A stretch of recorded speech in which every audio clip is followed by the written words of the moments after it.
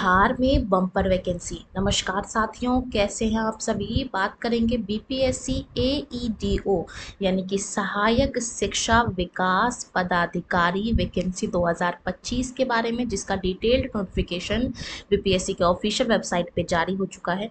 आवेदन की तिथि कब से कब तक रहने वाली है, इस पे चर्चा करेंगे। कुल 935 पदों पे जो है वैकेंसी आई है, इस पे बात करेंगे। संपूर्ण जानकारी, सिलेबस क्या रहने वाली है, एज लिमिट क्या है, इन सभी चीज़ों पे चर्चा करेंगे। एलिजिबिलिटी कौन कौन अप्लाई कर सकता है, सैलरी कितनी रहने वाली है, एज लिमिट क्या रहने वाली है, इन सभी चीज़ों पे चर्चा करने वाले हैं। तो चलिए करते हैं वीडियो को स्टार्ट। सबसे पहले मैं बात करूंगी विज्ञापन संख्या 87/2025 है, जिसको हम लोग बीईओ यानी कि बीओ की वैकेंसी है ये।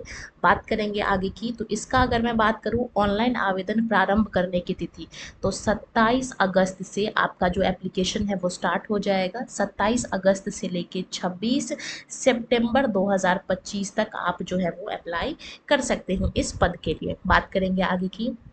सबसे पहले अगर मैं बात करूं सीट की, तो 935 सीटें हैं, जिसमें महिलाओं के लिए 35% का क्षैतिज आरक्षण है। और अगर मैं बात करूं यहाँ पे यूआर सीट की, तो यूआर में मेल के लिए, ठीक है, 374 सीटें हैं। वहीं पे अगर मैं आरक्षण की बात करूं, तो महिलाओं के लिए 131 सीटें रिजर्व हैं।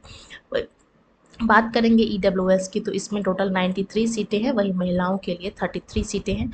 अनुसूचित जाति, ठीक है, इसके लिए जो है 150 सीटें हैं, महिलाओं के लिए आरक्षित 53 सीटें हैं। अनुसूचित जनजाति के लिए 10 सीटें हैं, महिलाओं के लिए यहाँ पे 4 सीटें हैं। अत्यंत पिछड़ा वर्ग यानी कि यहाँ पे ईबीसी की बात हो रही है, 168 सीटें हैं, महिलाओं के लिए 59 सीटें हैं। वहीं अगर मैं बात करूँ पिछड़ा वर्ग यानी बीसी की, तो 112 सीटें हैं और यहाँ पे महिलाओं के लिए 39 सीटें हैं। और अगर मैं बात करूँ पिछड़े वर्ग की महिलाओं के लिए, तो यहाँ पे 28 सीटें हैं। और अगर मैं यहाँ पे 35% रिजर्वेशन की बात करूँ, तो इसमें 0 सीटें हैं, यानी कि आरक्षण 35% के हिसाब से 319 सीटें इधर हो गई।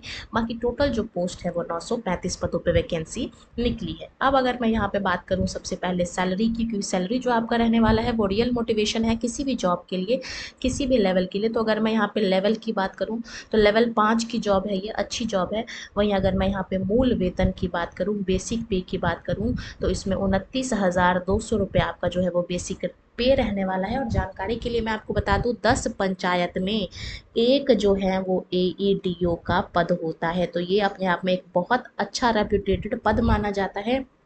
वहीं अगर मैं शैक्षणिक योग्यता की बात करूं, तो यहाँ पे किसी भी प्रकार का कोई भी स्पेसिफिक क्वालिफिकेशन नहीं मांगा गया है, जस्ट आपसे ग्रेजुएशन मांगा गया है। ग्रेजुएशन आपका किसी भी मान्यता प्राप्त यूनिवर्सिटी से होना चाहिए, चाहे आपने बीए किया हो, बीएससी किया हो, बीकॉम किया हो, बीसीए किया हो, व्हाटएवर यू वांट।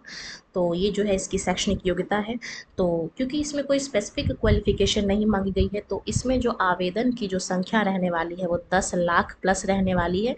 बहुत बड़ी मात्रा में जो लोग हैं वो इस पद के लिए अप्लाई करेंगे। रेप्यूटेटेड पद है, अच्छी पोस्ट है।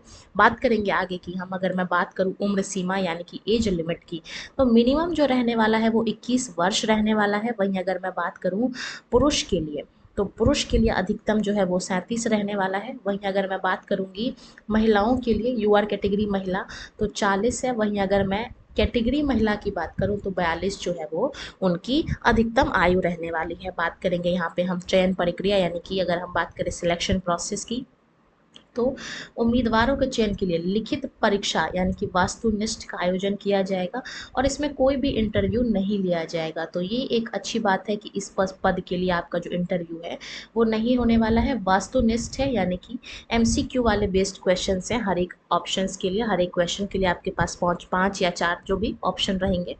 बात करेंगे अगर यहाँ पे हम सिलेबस की, तो सिलेबस जो है इसमें देखेंगे भाग 1 और भाग 2, दो पार्ट में बटा हुआ है। इसमें जो आपका रहने वाला है ऑब्जेक्टिव, यहाँ पे सामान्य अंग्रेजी और सामान्य हिंदी। अंग्रेजी 30 अंक का और जो इंग्लिश है, हिंदी है, वो 70 मार्क्स का। प्रश्न की संख्या यहाँ पे 100 रहने वाली है, जिसमें 30 इंग्लिश से प्रश्न होंगे और 70 हिंदी से प्रश्न होंगे। 2 घंटे का आपको इसके लिए समय दिया जाएगा और कुल 100 आपके जो है मार्क्स हैं, यानी कि एक क्वेश्चन के लिए 1 नंबर। और ये जस्ट क्वालिफाइंग नेचर का है, यानी कि आपको मात्र 100 में से 30 नंबर लाने हैं, तो आप सामान्य भाषा में आप जो है वो पास हो जाएंगे।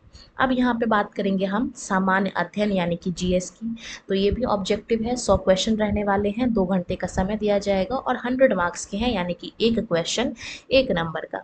अब बात करेंगे जनरल एप्टीट्यूड की, तो इसमें भी आपका जो है वो 100 प्रश्न रहने वाले हैं, 2 घंटे का समय दिया जाएगा और इसमें भी 100 अंक मिलेंगे, यानी कि एक क्वेश्चन के 1 अंक आपको मिलेंगे। बात करेंगे यहाँ पे हम नेगेटिव मार्किंग की, तो बिल्कुल इसमें नेगेटिव मार्क है 1/3, यानी कि एक क्वेश्चन गलत होने पे, 3 क्वेश्चन गलत होने पे आपका 1 नंबर जो है वो काट लिया जाएगा। ठीक है, तो बात करेंगे आगे की। यहाँ पे अगर हम सामान्य भाषा के सिलेबस की बात करेंगे, तो जो नॉर्मल, जो सामान्य हिंदी, सामान्य इंग्लिश होता है, बेसिक व्याकरण, बेसिक ग्रामर, उनसे संबंधित क्वेश्चंस होंगे। कुछ जो है आपके पास पैसेज वगैरह से भी क्वेश्चंस आएंगे। और अगर मैं बात करूँगी सामान्य अध्ययन यानी कि जीएस की, तो इसमें आपका सामान्य विज्ञान यानी कि साइंस, इसके अलावा राष्ट्रीय और अंतर्राष्ट्रीय महत्व की जो भी घटनाएँ चल रही हैं, इसके अलावा भारत का इतिहास, बिहार के इतिहास की कुछ विशेषताएँ, सामान्य भूगोल होने वाला है। इसके अलावा बिहार का भी जो भूगोल है उससे भी क्वेश्चंस बनेंगी। यहाँ की जो इम्पोर्टेंट नदियाँ हैं, राज व्यवस्था है भारत की, आर्थिक व्यवस्था है, आज़ादी के बाद बिहार की क्या अर्थव्यवस्था होने वाली है, इसमें क्या क्या चेंजेस हुए हैं, भारत के अंदर जो राष्ट्रीय आंदोलन हुए हैं, आईएनसी हुआ है, ठीक है, आईएनएम हुआ है, इससे क्वेश्चंस पूछे जाएंगे और बिहार का योगदान को जांचने वाले प्रश्न होंगे।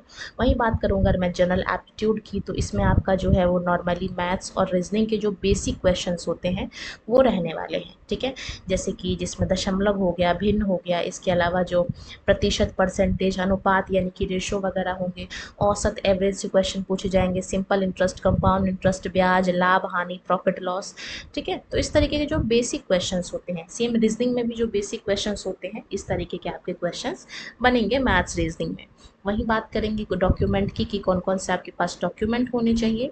तो मैट्रिक का प्रमाण पत्र होना चाहिए, यानी कि आपके पास जो है वो 10th का सर्टिफिकेट होना चाहिए। इसके अलावा स्नातक यानी कि ग्रेजुएशन का जो है वो डिग्री और सर्टिफिकेट दोनों होना चाहिए।